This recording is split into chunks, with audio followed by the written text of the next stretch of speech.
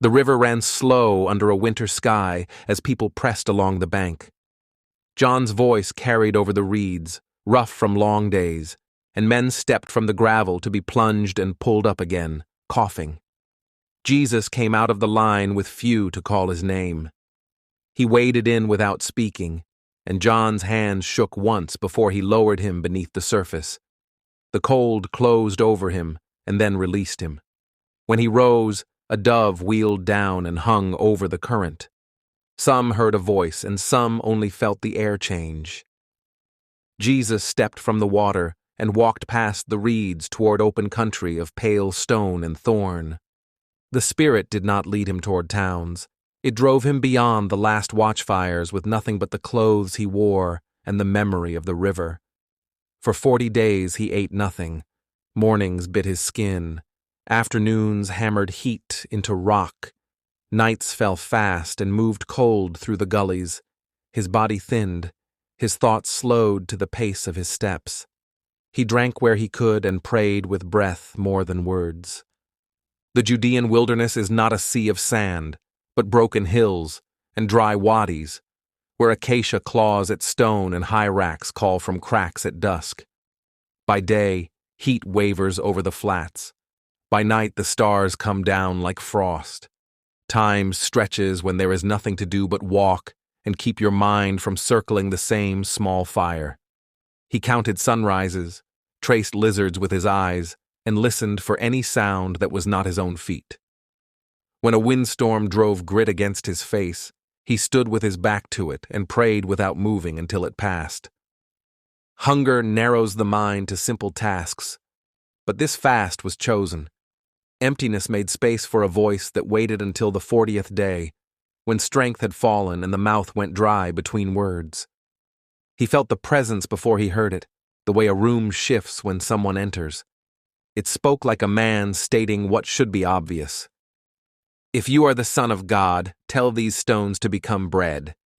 The stones in front of him looked like loaves. The offer did not insult him with something easy to refuse.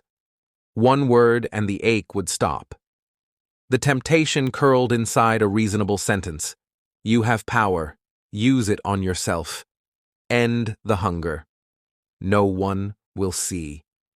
He answered with words learned as a boy from the book his people carried through fire and exile. Man does not live on bread alone, but on every word that comes from the mouth of God. He said it aloud and turned from the stones. Hunger remained. The world shifted in the time it takes to blink.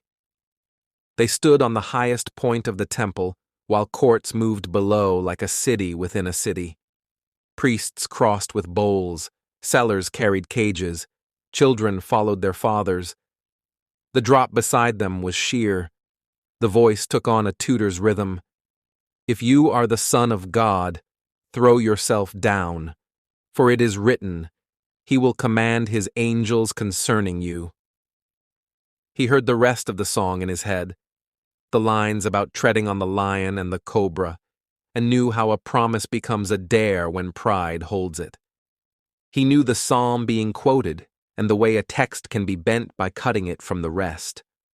The promise of protection was for trust, not theatrics. To step off would be to demand a sign on his timing. He answered from the words Moses spoke in the desert to a people learning freedom. Do not put the Lord your God to the test. He looked down at the courts and thought of why men ask for signs, to move a crowd or to spare themselves the work of faith.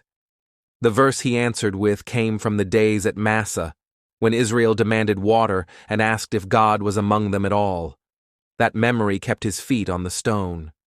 A third place opened, an impossible mountain with the world spread like goods on a table. Seas, fortresses, and fields poured out in a view no human eye holds at once, and the voice dropped its polite mask. All this I will give you, if you bow down and worship me.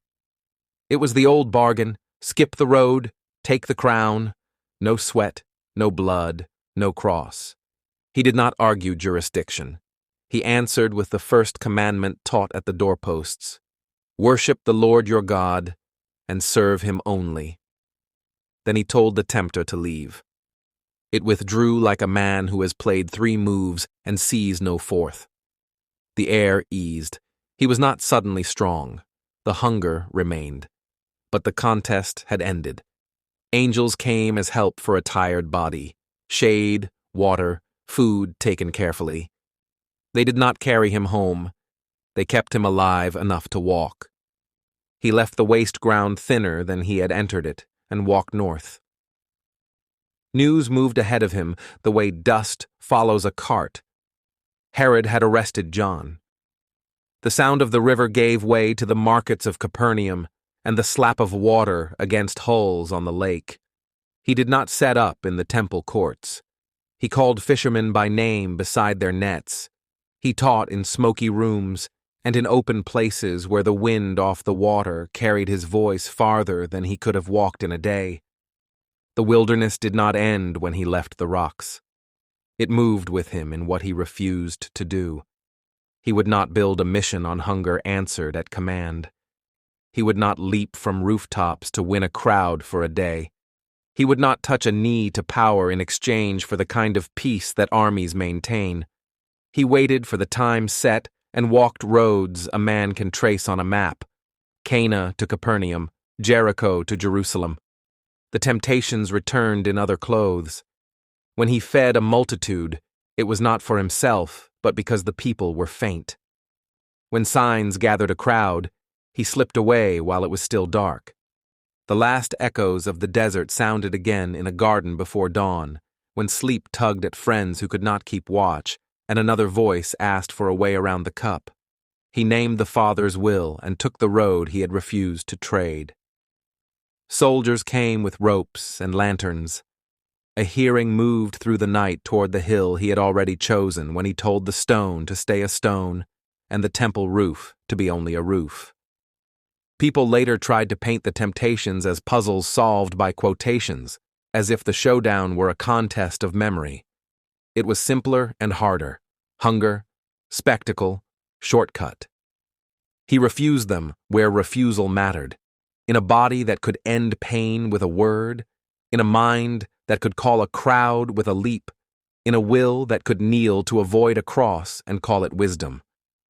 He chose the road that began in the river, ran through waste ground, and went on toward a city that killed prophets.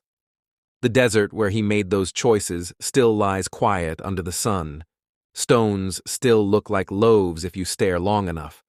The mount still throws wind down its walls. Power still offers itself to anyone ready to bend. The difference the story asks for is the decision, to trust that a word can feed, that faith does not need a leap, and that kingdoms won with bows are lost the same way. He left the wilderness and began to preach that the kingdom of heaven had drawn near. Fishermen followed with rough hands and new names. The sick stood up. The possessed went still. Crowds widened until the edges vanished. But the shape of his mission had been set where there was no audience and no applause, where the only eyes on him were those that saw him rise from the river. The work ahead would cost blood and breath, and he had chosen the cost when he let hunger stand and let power pass. Thank you for listening to Divine Crime. Subscribe for more true stories from the most dangerous book ever written.